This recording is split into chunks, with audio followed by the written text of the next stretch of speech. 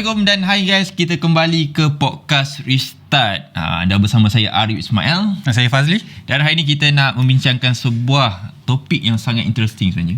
Sebab kita dah dengar rumor ni dah lama dan kita nak bincang hari ini, iaitu subscription service untuk iPhone. Dia subscription untuk basically beli produk Apple. Produk Apple. Dan kita nak nampak benda ni pun akan diikuti oleh pelbagai brand. Contohnya lah Google yang dia kata pun nak buat subscription untuk dia punya produk juga, Google Pixel. Itu kita rasa macam ni antara benda interesting untuk kita bincangkan. Jadi untuk pengetahuan, ini baru rumor saja betul. Untuk Apple subscription service untuk iPhone ni, yang mana dia bagi tahu dalam rumor tu, dia bagi tahu yang Apple mungkin akan memperkenalkan benda ni seawal tahun depan. Maknanya kita boleh subscribe iPhone tu, lepas tu kita boleh pakai dalam berapa masa jangka, mungkin dalam 1 tahun atau 2 tahun. Betul. Dan kita boleh tukar ke iPhone yang lagi baru bila produk iPhone baru keluar. Jadi benda ni yang kita rasa macam ni mungkin interesting untuk dari segi consumer, sebab kita boleh tukar iPhone baru setiap tahun. Tapi betul ke dia memberi manfaat untuk consumer ataupun Apple tu sendiri? Itu yang kita nak bincang kan.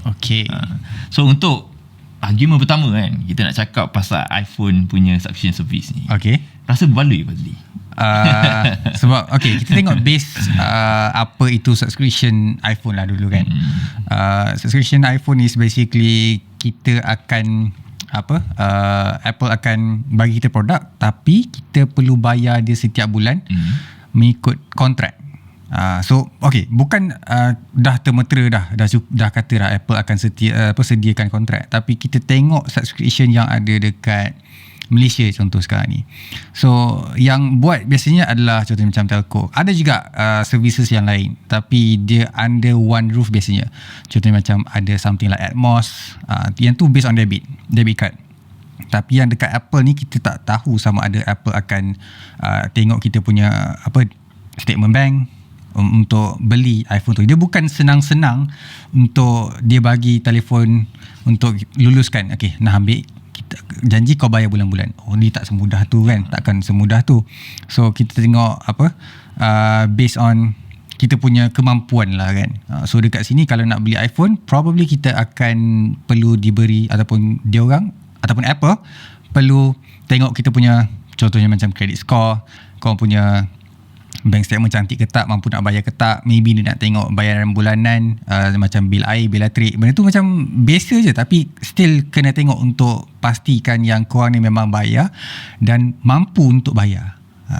Kiranya memang akan ada background check untuk sebelum subscribe satu plan. Jangan ingat mudah macam tu je. Sebab iPhone bukan device yang murah, tak macam dulu kan. Bukan dulu lah, kalau kan dulu tu lagi mahal. Sekarang, lepas tu macam tahun 2009 dia start naik 2000. Lepas tu tengok tahun ni sampai 5,000 lebih kan untuk sebuah iPhone. So sekarang ni yalah, orang tak, ini mungkin indikasi bahawa yang iPhone akan menjadi semakin mahal. Sebab kita tengok pun contoh iPhone sekarang dah sampai tahap 7,000 harga dia untuk 1 terabyte punya. Itu untuk sekarang, belum untuk akan datang. Sebab sekarang ni kita dengar pun lepas perang Ukraine dengan Russia, bahan mentah dah makin naik harga. Jadi itu pun mungkin indikator yang bagi tahu iPhone akan mahal lepas ni. Jadi lebih reasonable kalau kita buat Apple subscription service ni. Sebab satu ialah kita tak perlu lagi keluarkan duit secara gedebuk itu. Betul. Kira macam nak keluarkan 5,000 untuk sebuah iPhone. Padahal setiap tahun kita asyik tukar. Rasa rugilah. Sebab orang yang asyik tukar iPhone ni, dia macam tu lah. Dia orang pakai iPhone ni kadang dia ada penyakit yang dia rasa nak ikut trend. Tak nak missing out. Orang lain pakai iPhone baru, dia pun nak pakai iPhone baru. Tapi ada juga jenis yang pakai iPhone ni memang dia akan stay sampai 5 tahun. Tapi itu untuk orang yang memang tak kisah pasal trend lah. Betul. Tapi mostly orang yang pakai iPhone ni, dia akan siasa nak keep dengan trend. Keep new product lah dekat dia punya tangan. Jadi benda ni agak reasonable lah. Tapi untuk harga dia, kita mungkin boleh bayangkan bagi saya selalu bayangkan untuk subscription service untuk iPhone ni, dia akan ada dalam berapa tier lah. Jadi bila dia ada tier, contohnya ada 3 tier maknanya basic tier ni mungkin ada harga dalam 1,500. Dan maknanya 1 tahun tu dalam harga dia 1,000 1 tahun 1,500 kot. 1,500. Tu 10 bulan. Okay. So dalam, kalau 2 tahun dalam 3,000 lebih, 3,600 lah harga dia. So untuk tu baru basic tier. Tu basic iPhone 13. Basic tier. Tapi kira dalam 2 tahun Mini, 3,600 tu agak banyak jugalah untuk Apple dapat untung kat situ. Tapi dengan termasuknya plan Apple One tu, mungkin dia berbaloi untuk perspektif pengguna ni. Yelah, sebab kita dah bayar, dia mungkin nak tarik pengguna untuk dapatkan services dia orang. Sebab ala-ala kau dah bayar bulanan macam ni, why not kita tunjukkan ke korang apa lagi yang korang akan dapat. So dia macam bundle lah. Dia basically bundle lah. Lagi berbaloi sebenarnya. And buatkan, kalau aku sendiri nampak benda tu, aku akan tertarik, akan nak ke arah subscription juga. Itulah kalau okay. Selain daripada tu lah kan, maybe warranty pun dia akan extend juga. Sebab dia tahu dia tahu apa pengguna dia ni akan subscribe. Contohnya macam Apple bagi kontrak 2 tahun contohnya. So dalam masa 2 tahun tu mestilah dia nak phone tu functions really well kan. And kalau ada kerosakan internally ke apa ke, biasanya dia bagi setahun je. So dekat sini dia akan bagi 2 tahun. So tak ada masalah, tak sakit kepala. And tu boleh kata bundle yang sangat-sangat kita suka. Dah lah ada bagi services storage macam tu kan. Lepas tu subscription contohnya macam Apple TV contohnya, hoi siapa yang tak nak. Lepas tu ada warranty extended pula. So ni adalah satu benda yang di bawah Apple sendiri, and adalah satu tarikan untuk pengguna yang subscribe. Even tak subscribe pun terpaksa subscribe tau. Tu adalah tarikan yang kita nampak lah Apple akan dapat generate a lot of money disebabkan benda ni. Kiranya macam bundle rasa memang berbaloi dari segi consumer. Sebab satu ialah kita akan dapat banyak. Sebab Apple One ni dia macam-macam dia dapat Apple Arcade, betul, TV, sangat music banyak dengan iCloud. Jadi banyak dia punya dapat. Tapi kita boleh tengok juga yang dari segi perspektif Apple ni, sebenarnya dia dah untung banyak side lah. Nanti kita akan kupas lepas ni dekat bahagian kontra dia. Yang mana Apple dah dapat user base baru untuk Apple punya servis. Contohnya one day kalau dia orang dah tak nak pakai iPhone punya subscription service ni, kira one day dia nak beralih ke full Android punya, kira dia akan bayar yang full. Dia orang masih lagi bergantung dengan Apple punya services tu. Walaupun dia orang dah tak pakai Apple subscription service ni, maksudnya dia masih lagi terikat dengan, dia still bayar lah. Still bayar untuk Apple One tu. Sebab dia dah terikat. Contohlah dia dah terikat dengan iCloud yang berapa punya storage tu. So dia akan terikat je. Maknanya dia dah, macam mana cakap, dulu masa sebelum dia pakai iPhone subscription service ni, mungkin dia pakai cloud storage lain untuk backup dia punya data. Dan dia pakai OneDrive, dia pakai Google Drive ataupun Google Photos untuk backup image. Lepas tu bila dia dah pakai Apple subscription service ni, benda dapat free, mesti kita akan guna juga kan. Betul. So masa tu dah dia merangkap user baru, kira untuk beralih kepada ekosistem Apple lah. Itu bijak, yang bijak. Nampak bijak kat situ. So kita bagi idea dekat Apple sebenarnya benda ni. So mungkin Apple bagi upah sikit lah kat sini kan. Okay. Apa lagi advantage yang ada mungkin dekat Apple punya subscription ni? So bila kita pakai subscription ni, memang benda pertama yang terlintas kat kepala kita, yang kenapa kita nak subscribe ni, nak iPhone baru lah. Setiap tahun rasa nak iPhone baru. Bila iPhone tu keluar je, mesti kita rasa nak beralih kan. Tu sebab kita rasa nak subscribe benda ni. Sebab contoh lah, kalau subscription service ni dia tak ada kontrak untuk yang lebih, maksud macam ni dia kalau dia ada kontrak dalam 1 tahun, tak rasa. Mungkin kalau dia kontrak 2 tahun mungkin dapat rasa. Dia maksudnya kalau 1 tahun nanti mungkin tak sempat aku nak beralih ke iPhone baru. Contohnya macam 1 tahun ni, contohlah tahun ni kita keluar iPhone 14. Lepas tu baru kita start subscription service kan. Nanti iPhone 15 tak sempat rasa. Sebab 1 tahun je kan, tak sempat lah nak tukar. Gap memang Apple akan keluarkan setiap tahun iPhone baru. Kiranya dalam kontrak 2 tahun tu mungkin dapat rasa lah. Dapat rasa iPhone baru. Contoh macam tahun ni kita subscribe iPhone 14, tahun depan boleh merasa iPhone 15. Tapi itu antara benefit dia lah, sebab kita boleh rasa iPhone baru. Tapi argument dia, perlu ke kita tukar iPhone ni setiap tahun? Actually sebenarnya tu boleh jadi main persoalan juga. Main argument, main sebab, main kekurangan juga. Tapi kita tak tahu sama ada Apple akan tawarkan benda tu ataupun tak. Tapi kalau kita tengok apa yang telco-telco dekat luar sana yang buat setiap dia bagi tahu subscription ni kalau you guys nak tukar phone pun boleh juga. Walaupun in contract, tapi bukan sewenang-wenangnya korang boleh tukar. Walaupun mungkin harga sama ataupun setiap bulan korang bayar contohnya macam like RM200 kan. Untuk korang boleh tukar telefon baru tu ataupun setahun pakai, lepas tu keluar iPhone baru, just ambil tukar macam tu je, exchange je, mesti bayar harga RM200. Tapi mungkin Apple ada a few tricks juga dekat sini. Contohnya dia akan extend that contract. Kalau kau nak buat ni boleh, tapi kita extend your contract. Sama juga macam telco luar sana. Kita dah ikat dah. Tu adalah salah satu kelebihan and kekurangan je lah. Mungkin kau cakap kekurangan, ada orang nampak benda tu sebagai kelebihan. Dan macam Ari cakap tadi lah kan, perlu ke tukar iPhone setiap tahun kan? Setiap iPhone baru keluar kau nak tukar. Dia based on seseorang tu lah, penting tak iPhone baru untuk dia orang. Tapi kalau ikutkan lah kan, tak penting pun untuk setiap orang. Sebab aku rasa macam kalau guna iPhone yang 3 tahun lepas pun still eligible, boleh guna je. Tapi itulah, untuk orang yang betul-betul minat and suka new stack every year, especially from iPhone ataupun Apple, it's kind of worth it. Okay, macam ni lah. Kalau korang ni memang sentiasa tukar phone setiap tahun, sangat berbaloi. Tapi kalau korang ni tak pernah tukar 5 tahun sekali, subscription ni tak berbaloi langsung. Pendek kata macam tu lah. Bukan tak berbaloi langsung, dia cuma tak berbaloi lah. Tapi benda ni contohnya bila subscribe benda ni, dia akan dapat offer free. Dia still dapat offer semua benda tu. Tapi untuk orang yang macam bagi advantage lah, ada advantage, ada disadvantage dia. So untuk cakap pasal disadvantage dia, kekurangan dia. Okay. Apa antara kekurangan? Antara kekurangan dia lah kan. So tadi kita baru cakap pasal kontrak.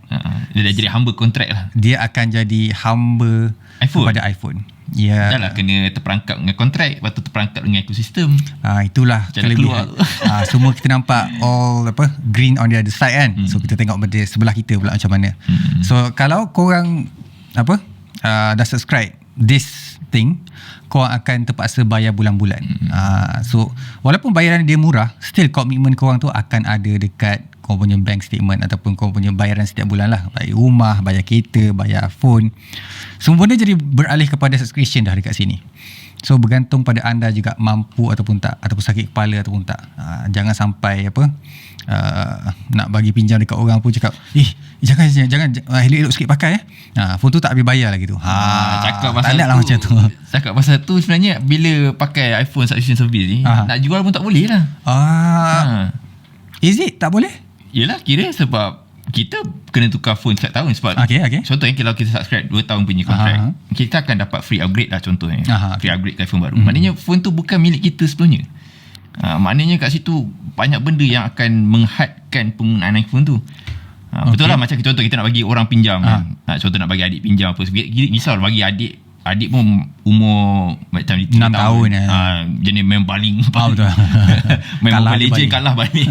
Itu pun satu benda. 6 tahun main Mobile Legends. Mungkin budak zaman sekarang kan. Tapi itu antara concern dia, sebab dia bukan phone yang kita milik kita.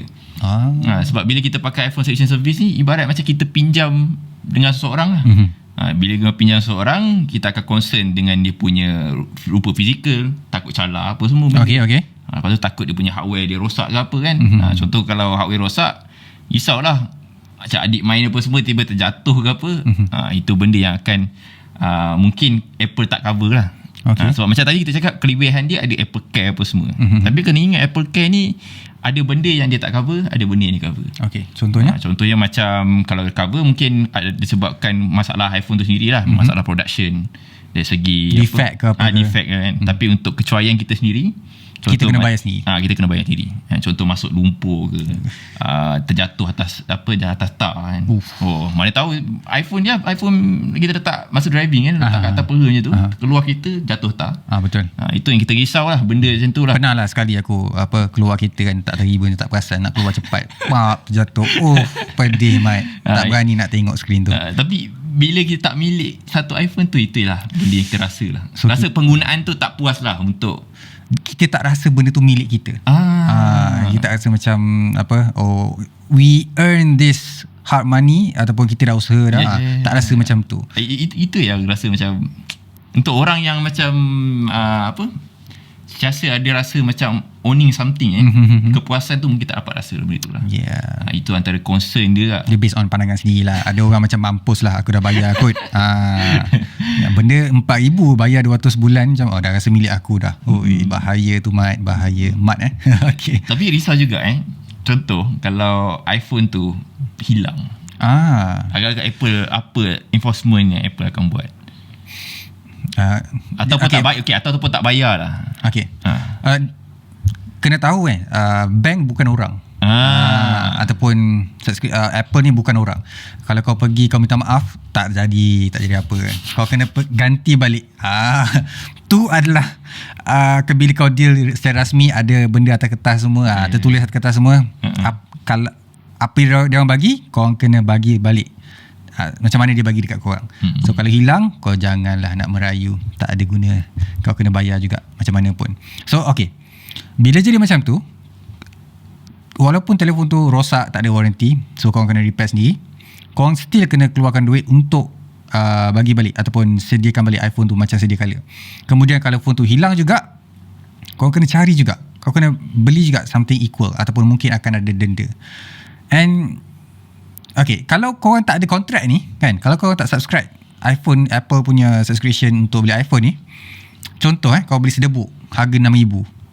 Kalau phone tu hilang, korang tak ada duit, korang boleh pakai phone murah, betul tak? So tak perlu nak fikir nak ganti balik 6,000 tu. Tapi kalau beli subscription ni, kau mungkin kena ganti balik. Lebih kurang macam tu. So itulah salah satu kelebihan pula, salah satu kekurangan kalau ada subscription ataupun pendek kata hutang lah. Okay, tapi kalau hutang Apple boleh je buat enforcement, macam disablekan iPhone tu. Betul. Tapi benda tu kalau tak bayar. Yang tak bayar. Tapi kalau hilang, sama ada hilang, kita kena bayar denda lah. Hilang kita boleh end the contract, cakap phone ni hilang, so kita nak end contract, tapi still korang kena bayar like denda. One new iPhone. Macam tu juga. So mana rugilah, sebab kita contoh kita subscribe 12 bulan hilang tu masa bulan ke-12. Tu berbala lah. Bukan berbala, I mean like kira kau dapat apa yang kau bayar lah. Dah habis kontrak, dah nak habis lah bulan 12 lah. Last memang ini phone ni milik aku, sekali hilang, pedih Mat. Rasanya itulah untuk topik iPhone subscription service sebab ni antara benda yang masih lagi belum umum secara rasmi, tapi dia ada rumor yang untuk ni kita bagi gambaran kalau Apple akan buat, apa yang kita boleh expect, and kita pun pantau ataupun based on our experience. Aku pernah buat subscription untuk beli iPhone dulu. Kalau korang tahu iPhone 6s Plus dulu, yes, aku beli tu kontrak daripada telco. Tak boleh sebut telco mana. So itulah pengalaman kita orang sebagai credit card user, subscription telco user, contract user lah, and then peminat gadget juga. Kita tahu pasal all this subscription daripada Android, iPhone ke, memang kita orang pay close attention tu. Susah sebut English ni, Allah. Jadi bagi korang yang ada sebarang pandangan ataupun sebarang perkongsian mengenai Apple subscription service ni, boleh kemukakan kat bahagian bawah ni, ataupun kalau korang ada topik yang ingin dicadangkan kepada kita orang, boleh bagi tahu juga dekat bahagian bawah ni. Jadi sekian saja daripada saya, Arif Ismail, dan saya Fazli Alim. Kita jumpa lagi pada podcast datang. Assalamualaikum dan bye-bye. Bye.